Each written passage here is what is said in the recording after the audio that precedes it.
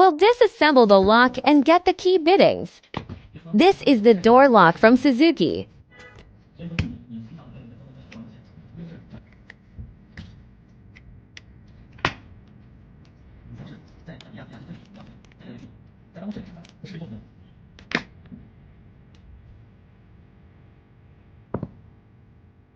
We'll put the lock wafers in order.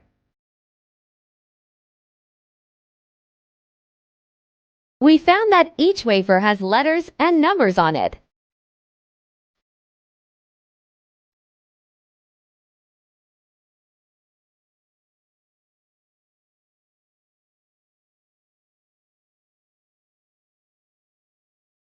All numbers are key bittings.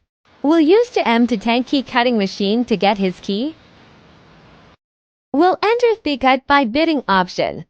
Here we search HU87. Depending on the guide picture, we'll install the key blank on the machine.